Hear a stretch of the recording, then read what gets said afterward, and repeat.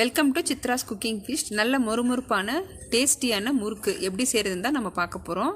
இந்த முறுக்கு நம்ம செஞ்சு 1 மாதம் வரைக்குமே ஸ்டோர் பண்ணலாம். நல்லா கிறிஸ்பியாக இருக்கும். நம்ம அரிசி மாவு கூட 2 பொருள் சேர்த்து செஞ்சுருக்கோம். வீடியோவை ஸ்கிப் பண்ணாமல் கடைசி வரைக்கும் பாருங்கள். அப்போ தான் நான் எந்தெந்த இன்க்ரீடியன்ட் சேர்த்துருக்கேன்றது உங்களுக்கு புரியும். இப்போ வாங்க நம்ம இந்த முறுக்கு எப்படி செய்கிறதுன்னு பார்க்கலாம்.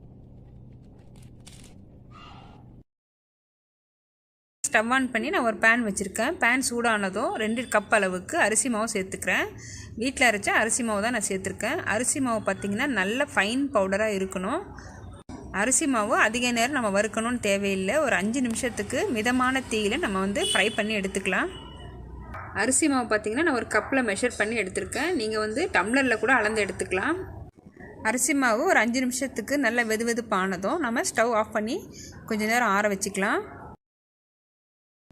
இப்போ ஒரு மிக்ஸி ஜார் எடுத்திருக்கேன். அரிசி மாவு அளந்த அதே கப்பில் 1/2 கப் அளவுக்கு பொட்டுக்கடலை எடுத்திருக்கேன். 1 கப் அரிசி மாவு எடுத்தால் நமக்கு 1/4 கப் அளவுக்கு பொட்டுக்கடலை இருக்கணும். இப்போ நம்ம 2 கப் அளவுக்கு அரிசி மாவு எடுத்திருக்கோம். 1/2 கப் அளவுக்கு பொட்டுக்கடலையை அரைச்சிட்டு நம்ம சலிச்சு எடுத்துக்க போகிறோம். நம்ம அரைச்ச பொட்டுக்கடலையை கண்டிப்பாக நம்ம சலிச்சிட்டு தான் சேர்க்கணும். பாருங்கள் எந்த அளவுக்கு குருணை இருக்குன்னு. இப்போ அடுத்தது பார்த்திங்கன்னா நம்ம பொட்டுக்கடலை அரைச்ச அதே மிக்ஸி ஜாரில் நம்ம 1 கப் அளவுக்கு லேசான அவல் எடுத்துக்கலாம். லேஸ் அவல் கெட்டி அவல் எது வேணாலும் எடுத்துக்கலாம். 1 கப் அளவுக்கு எடுத்துக்கோங்க. நம்ம அரிசி மாவு அளந்த அதே கப்பில் 1 கப் அளவுக்கு அவல் எடுத்துக்கலாம். நம்ம அவல் சேர்த்து செய்யும் போது முறுக்கு பார்த்திங்கன்னா இன்னும் நல்ல கிறிஸ்பியாக இருக்கும். அரைச்ச அவலை நம்ம சலிச்சு எடுத்துக்கலாம்.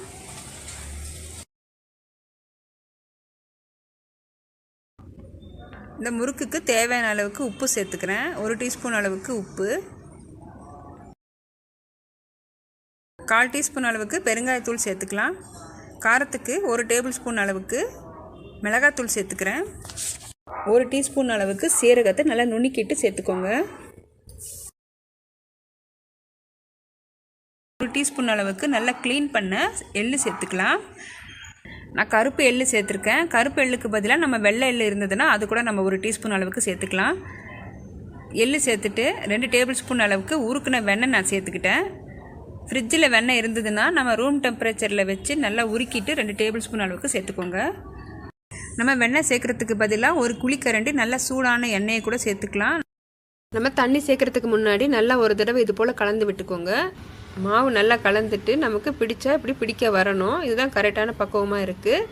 இப்போ தண்ணி கொஞ்சம் கொஞ்சமாக சேர்த்து நல்லா ஒரு சாஃப்டான மாவாக பிசைஞ்சு எடுத்துக்கலாம். நமக்கு இந்த முறுக்கு பார்த்திங்கன்னா ஒரு 15 நிமிஷத்துக்குள்ளே ரெடி ஆகிடும். முறுக்குக்கு மாவு நம்ம இப்போ பிசைஞ்சு எடுத்தாச்சு. இந்த பதம் கரெக்டாக இருக்குது. முறுக்கச்சிக்குள்ளே கொஞ்சமாக நம்ம எண்ணெய் தடவிக்கலாம். அப்போ தான் நமக்கு பிழியும் போது ஒட்டாமல் வரும். இது போல் நான் ஸ்டார் வச்சு எடுத்திருக்கேன். இதுக்குள்ளே கொஞ்சம் மாவு வச்சு நம்ம பிழிஞ்சு எடுத்துக்கலாம்.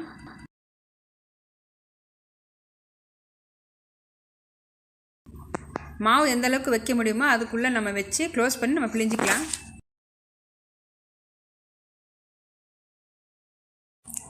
முறுக்கு பிழியும் போது மாவு பாருங்கள் நமக்கு கட் ஆகாமல் நல்லா ஷேப்பாக வருது.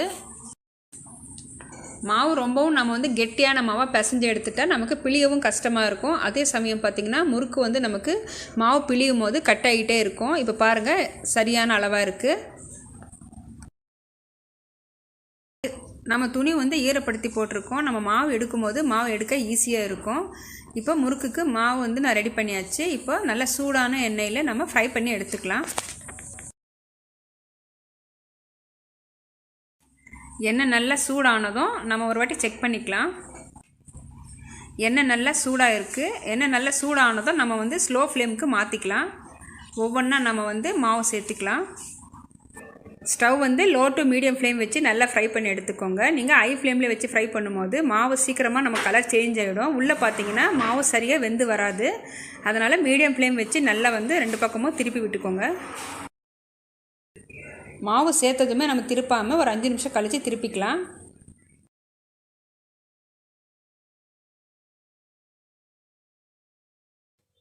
எண்ணெயோட சலசலப்பு அடங்கினதும் நம்ம எல்லா முறுக்கும் எண்ணெயிலேருந்து எடுத்துடலாம்.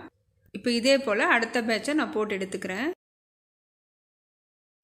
இப்போ எல்லா முறுக்கும் ரெடி பண்ணியாச்சு. ரொம்ப மொறுமொறுப்பாகவும் டேஸ்டியாகவும் இருக்கும். நான் சொன்ன இதே மெஷர்மெண்ட்டோட ஒரு தடவை ட்ரை பண்ணி பாருங்கள். இந்த வீடியோ உங்களுக்கு பிடிச்சிருந்ததுன்னா வீடியோக்கு லைக் பண்ணுங்கள், ஷேர் பண்ணுங்கள், சப்ஸ்கிரைப் பண்ணுங்கள். தேங்க்யூ.